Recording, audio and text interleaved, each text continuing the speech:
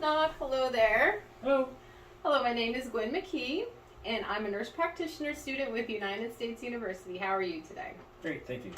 Wonderful. So today I'd like to do an examination of your head, your eyes, your ears, your nose, and your throat. But before we begin, I'd like to get your permission to videotape this and upload it to YouTube as private and unlisted for my instructors to grade. Do I have your permission?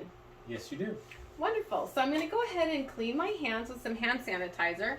And while I'm doing that, can you tell me if you're having any pain today? I am not having any pain. Okay, wonderful. So as I begin, I'm going to begin with inspection. And first of all, I'm noticing that his head is normocephalic. It's symmetric. There are no hematomas. There's no lesions. There are no cysts. There's no nodules. And I'm moving around this side here. I'm noticing also it's atraumatic and there's no scarring. And then I'm going to go ahead and take a look at his hair. So the hair is evenly distributed. The texture is fine, and the hair is thin, but there's no patches of missing hair, for example. Also, his hair is shiny in texture. It's not overly oily or dry, and his scalp is not flaky, and those are all normal findings.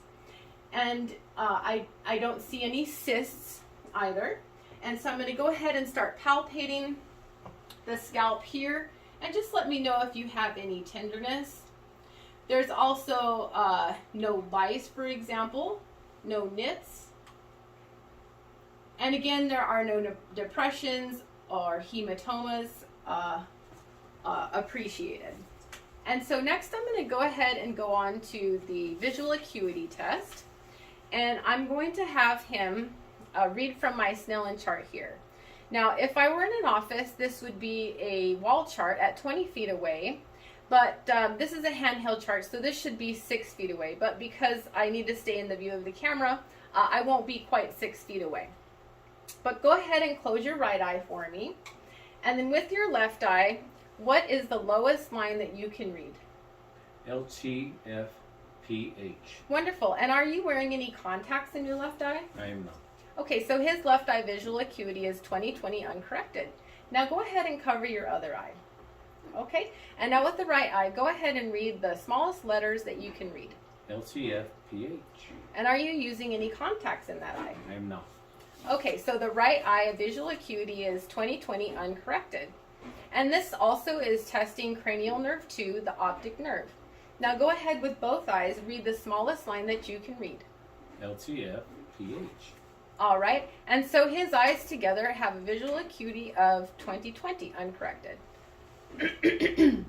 All right, so next I'm going to move on to the confrontation test, and this is testing peripheral vision and visual fields. And so what I'm going to do is I'm going to wiggle my fingers, and you're going to tell me when you can see the fingers come into your view, okay? Sure. All right. So we're going to start with your right eye. So go ahead and cover your left eye. All right. And from behind you here, go ahead and tell me when you can see my fingers wiggle. Now. All right. Wonderful. And again. Now. Okay. And again. Now. All right. Wonderful. So his vision field is 180 degrees on the right side, which is a normal finding. And go ahead and cover your right eye, and we'll do your left eye now. Tell me when you can see my fingers wiggle. Now. Okay, again. Now. And again. Now. All right, so his visual field and peripheral vision is 180 degrees in the left eye, which is a normal finding. And now we'll go ahead and do them both together. So tell me when you can see my fingers wiggle. Now. And again. Now. And again. Now. All right, and so with both eyes, his visual field, peripheral vision included, is 180 degrees with both eyes. All right, and now I'm going to go ahead and I'm going to inspect his eyes for anything normal or abnormal. And so just to begin, I'm noticing that his eyebrows are symmetric and atraumatic.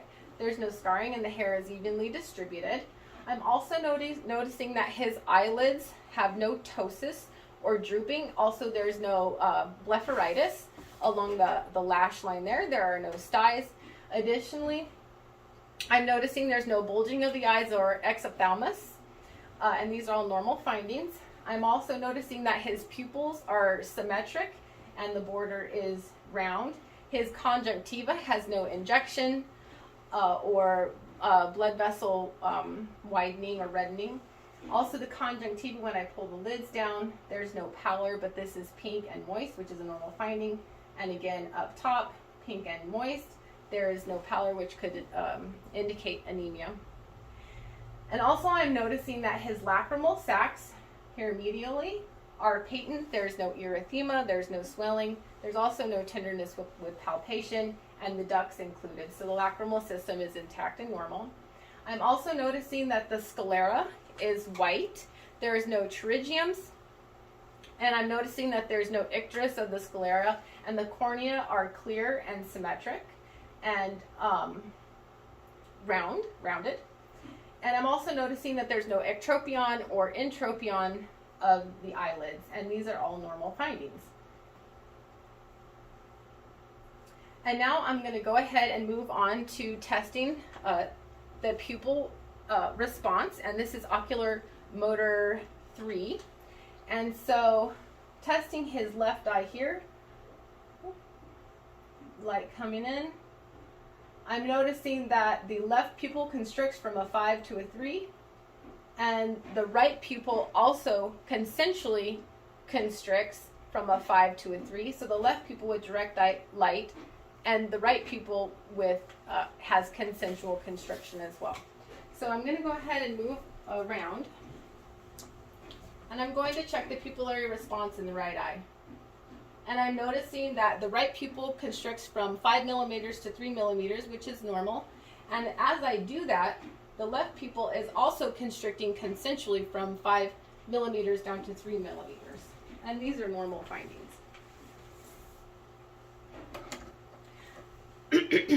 And next I'm going to test the extraocular muscles and movements, which includes cranial nerves 3, 4, and 6, or cranial nerves, the ocular motor nerves, the trochlear nerves, and the abducent cranial nerve.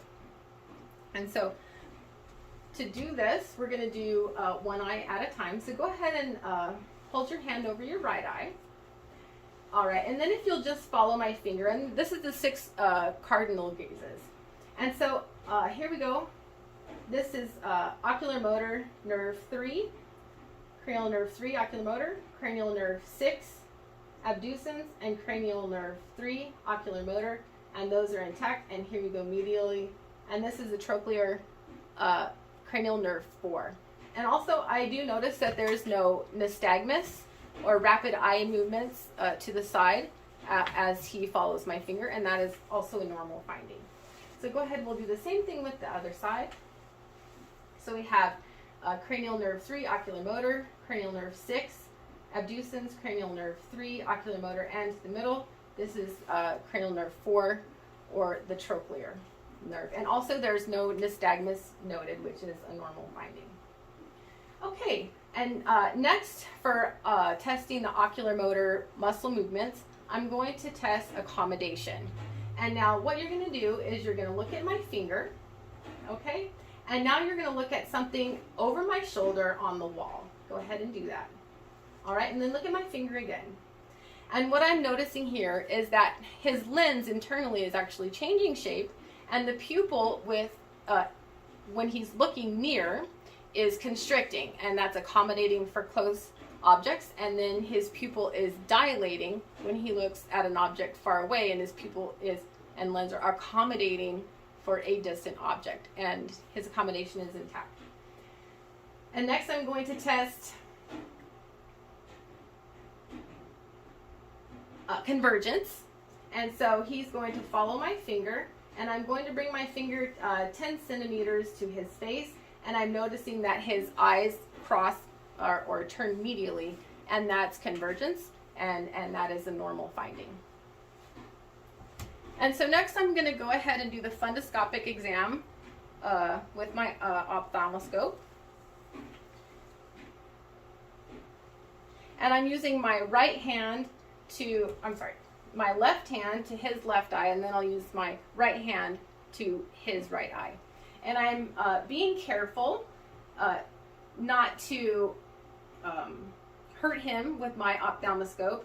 And I'm also placing my hand on his forehead for balance here.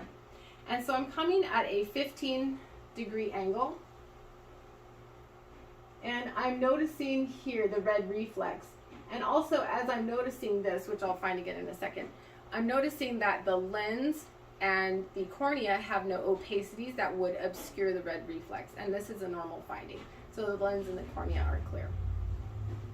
All right, so I see the red reflex here, and I'm going to go ahead and follow it all the way in, bracing my hand on his face, not too close now.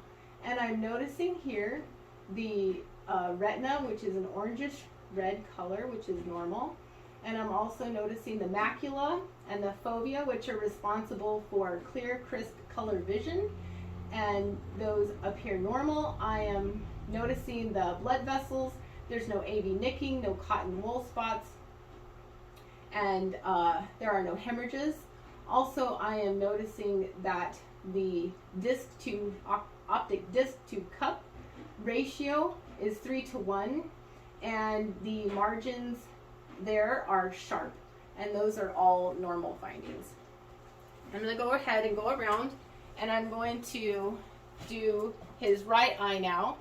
And so I'm doing my right eye with my right hand and his right eye.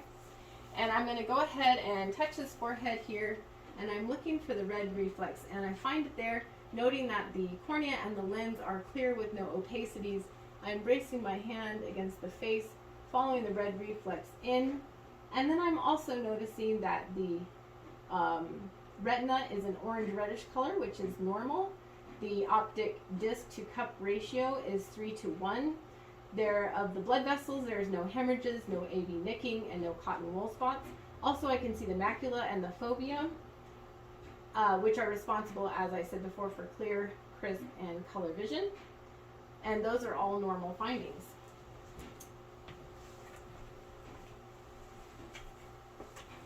Okay, next I'm going to move on to assessing the nose. And first I'm looking here at the nose, and it is medial, it is midline. There's no flaring of the nares, there is no allergic salute, there is no erythema or edema or any signs of infection. And so I'm going to go ahead and start palpating the nose here. Let me know if you have any tenderness. Okay, and the nose is non-tender, and I'm going to palpate the maxillary sinuses here, pushing up here. There's no tenderness. And again, the frontal sinuses, palpating here. And there's no tenderness. And those are all normal findings. And I'm going to go ahead and test cranial nerve 1, which is the olfactory nerve. Go ahead and close your eyes. Okay. And I'm going to have you first breathe in. Go ahead and close your right nostril for me. And with your left nostril, go ahead and breathe in deeply in and out. Okay, and then you can switch to the other side and do the same thing. And I'm testing for patency of his nares here. And they are patent, and he has no trouble breathing, and those are normal findings. And then go ahead and close your right nostril again. And then breathe in, and with your eyes closed, tell me, what do you smell? Vanilla. That's right. So olfactory cranial nerve 1 is intact there with the left nare. And then with your eyes still closed, go ahead and close your left nostril and breathe in on the right side. What do you smell? Cinnamon. Cinnamon, that is correct. Olfactory nerve, cranial nerve 1 is intact. And now I'm going to go ahead and inspect the interior aspect of his nares. I'm using a speculum that is large enough to visualize the structures, but I want to be careful not to abrade the mucosa as it is highly vascular. And so I'm being careful to brace my hand against the patient here, and I am looking here into his nares, and I'm noticing that the turbinates are patent. I'm noticing that there's no discharge or drainage, no purulence. There's no obstruction. The septum is not deviated. The mucosa is pink and moist. There are no polyps, and those are all normal findings. I'm going to go ahead and move around here to his right side. And I'm noticing that there are no polyps. The mucosa is pink and moist. The turbinates are patent and they have no discharge or drainage. There are no polyps. The septum is not deviated, and again, there's no signs of erythema or edema or any other signs of infection. And there are also no foreign objects, as in pediatrics you might find some foreign objects. Very good. And so moving on, I'm going to assess the ears at this point. And so the first thing that I'm doing is I am looking for symmetry, and they are symmetric, and the placement is appropriate on his face, and I don't see any crusting. There's no lesions, no ulcerations, no piercings, there's no abnormal hair growth, there's no discharge. Also from the external canals that I can see here, there's no discharge or signs of infection or erythema, and these are all normal findings. And so I'll come back to that part of the ear assessment in just a moment. But before I do that, I want to go ahead and start testing the hearing acuity. And this is testing cranial nerve 8, or the vestibulocochlear nerve. And so the first hearing test that I'm going to do is for gross hearing, and this is called the whisper test. And so I'm going to go ahead and stand behind the patient here, 2 feet or arm's length away, and then go ahead and cover your left ear. Okay, and I'm going to whisper a series of 3 letters and numbers, and you tell me what I'm saying, okay? R2D. R2D.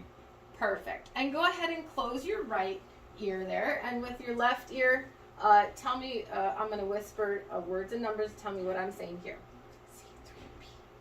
CP3. That's it. Very good. So he has no hearing loss in his ears with the whisper test. And next I'm going to go ahead and do the Weber test for his hearing, and I'm going to strike this here, checking for lateralization.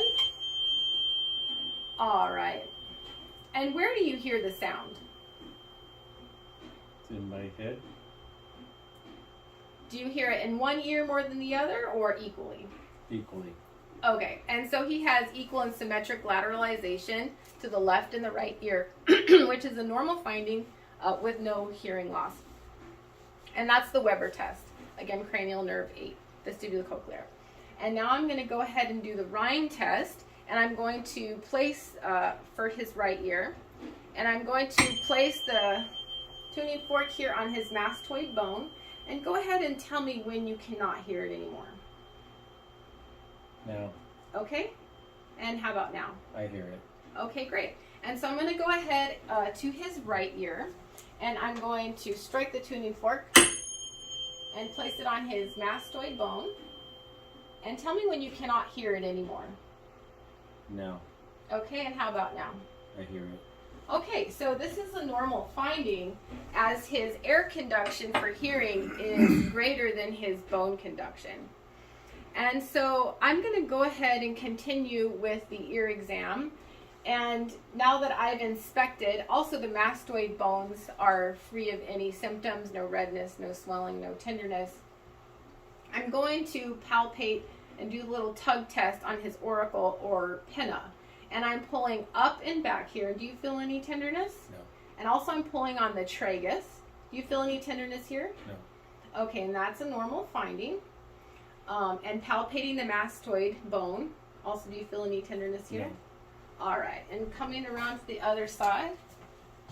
Do you feel any tenderness as I pull the auricle? No. And how about the tragus? No. And with the mastoid bone? Nothing. Okay, wonderful. So those are normal findings. And now I'm going to use another cover here with my otoscope. And so I want to be very careful to protect the patient's ear, especially with pediatrics. So I'm going to go ahead and hold the handle up this way, and with my left hand pulling his pinna up and back, I'm going to look into the external canal here, and I don't see any cerumen buildup. There's no discharge, there's no erythema, there's no edema.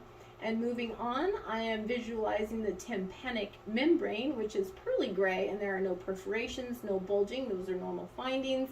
Also, there's no erythema. There's no discharge from the tympanic membrane. And I do visualize the structures. The handle of the malleus and the umbo are visualized here. And here in the left ear, I do see a cone of light at 7 o'clock, and those are all normal findings. Very good.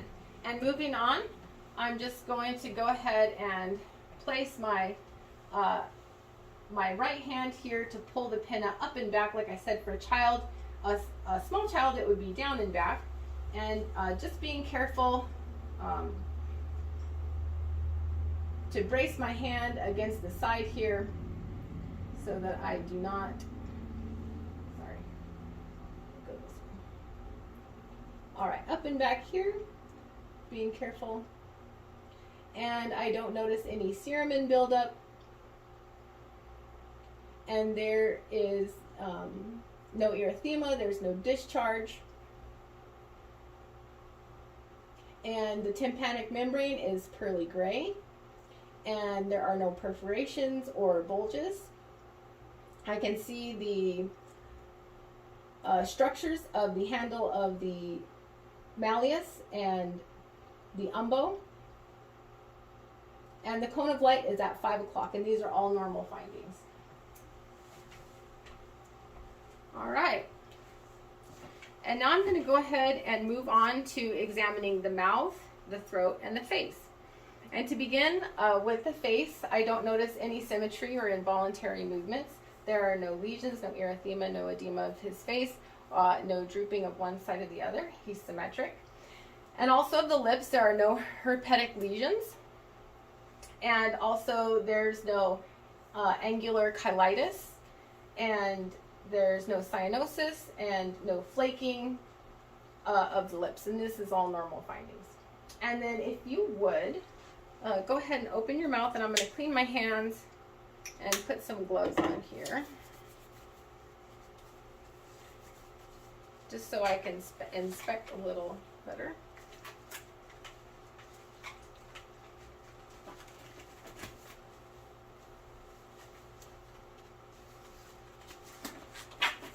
All right, so go ahead and open your mouth there. And first of all, I am noticing that the teeth, there's no broken teeth or deformities. There are no active caries. I do see, take my pen light here. I do see amalgams, but they are intact. And I don't notice any abscesses around the teeth here, no signs of infection. And then the gingiva, I'm going to put my hand here. The gingiva has no hypertrophy. It is pink and it is moist. I'm also noticing that the tongue papilla is 1 millimeter in height. And go ahead and lift your tongue for me. And the frenulum is intact and midline. And there's no excess tautness of the frenulum there. And I do notice that the parotid salivary ducts are patent. There's no erythema, there's no edema, there's no discharge. And then also the submandibular salivary ducts are patent, and there's no erythema and no purulent discharge or signs of infection there. And then I'm also, go ahead and stick your tongue out for me. The tongue is midline. I'm going to put the tongue in. Go ahead and say ah. Wonderful. And there's no deformities over the soft and hard palate. They are intact, as well as the pillars. And the uvula rises midline as he says ah. And this is testing also cranial nerves 9 and 10. Cranial nerve 9, the glossopharyngeal nerve, and cranial nerve 10, the vagus nerve. And those are intact. And I'm also noticing, I saw his tonsils. And his tonsils are +1 in size, which is normal, and there are no exudates, no tonsillis.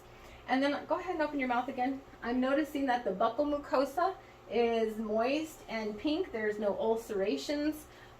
There's no signs of erythema or swelling. There's with his tongue, there's no signs of glossitis, and there's no leukoplakia or thrush noted there. And these are all normal findings. Okay, just checking around one more time. All right, wonderful. Go ahead and take my gloves off here and clean my hands. Oh, and also I did notice in the posterior pharynx that there's no drainage or exudates. The posterior pharynx is patent, and there's no erythema or angioedema there. And I'm now looking at the neck. So inspecting first, I do notice that the trachea is midline here. I don't see any nodules, no erythema, no edema of the neck, and those are normal findings. And because you said you don't have any pain, I'm going to go ahead and test the range of motion of your neck now. So what I'd like you to do is flex your chin, your neck with your chin all the way down to your chest here. Good. And now hyperextend your neck with your chin all the way up in the air. That's perfect. And then if you'll go ahead, and we're going to do lateral rotation of the neck. Go ahead and turn your neck all the way to the right. Good. And now all the way to the left. Wonderful. And now go ahead and turn it to the right again against my hand, against pressure. Great. And to the left, go ahead and turn your head. No, I'm sorry, rotate. Yep, perfect. Wonderful. And so I'm testing the sternocleidomastoid muscle there, as well as the spinal accessory nerve, cranial nerve 11. And he has strength 5 out of 5. So the cranial nerve, spinal accessory nerve is intact with the lateral rotation there. And then go ahead, I'm going to have you tilt your head to the side. So this is lateral flexion, and his lateral flexion range of motion is intact as well. And now I'm going to test the spinal accessory nerve, cranial nerve 11, with the trapezius muscle, and he's going to go ahead and shrug your shoulders against pressure here. Great. And his strength is 5 out of 5, and that's a normal finding. And so I'm going to go ahead and move on to palpating his lymph nodes. And I'm going to start here with the submandibular lymph nodes, and they're pea-sized, mobile, and non-tender. The submental lymph nodes as well. The anterior auricular, the posterior auricular, and these are mobile, smaller than pea-size, and non-tender, which are normal findings. And the occipital lymph nodes here. And I'm just palpating with the pads of my 3 fingers in a circular motion. And then I'm going to go ahead and palpate the lymph nodes posterior cervical. Okay, and these are smaller than pea size. They're mobile and non-tender. And go ahead and lift your chin. And I'm going to palpate the anterior cervical lymph nodes. Sorry, these are pre-auricular. I said anterior. These are pre-auricular and post-auricular. And the anterior cervical lymph nodes. Wonderful. And those are also smaller than pea size, mobile and non-tender. And then the supra above the clavicle, supraclavicular. So I do not feel any lymph nodes here, and that is a normal finding. Great. And now I'm going to go ahead and have him swallow and observe the thyroid gland if it's visible. Go ahead. Great. And the thyroid gland is not visible, it's not enlarged, and everything, his trachea and his swallow is midline. And then also from the tangential view, I don't see a goiter here, which would be an enlarged thyroid. Go ahead and swallow again. Great. And here the tangential view is also normal. There's no nodule swelling or goiter noted. And so I'm going to go ahead and palpate for the structures leading to the thyroid. So this is the submental area, the hyoid bone, the thyroid cartilage moving down along the side here.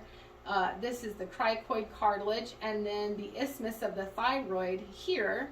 And I'm going to place my fingers at the second ring of the trachea. And along the sides here, nice and flat. And then go ahead and swallow for me.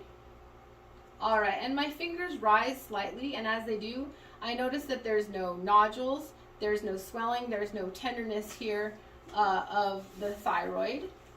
And I'm also going to displace the trachea to the left, feeling along the lateral edge here of the thyroid, and I don't palpate any abnormalities, so the border is smooth and symmetric and non-tender, and I'm displacing the trachea to the right and feeling the border of the thyroid here, and also the border is smooth. There's no nodules, there's no tenderness with palpation.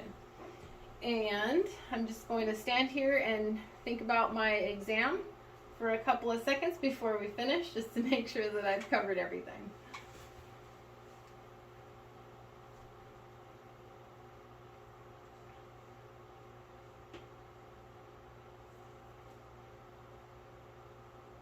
And I believe that's everything, and so thank you so much.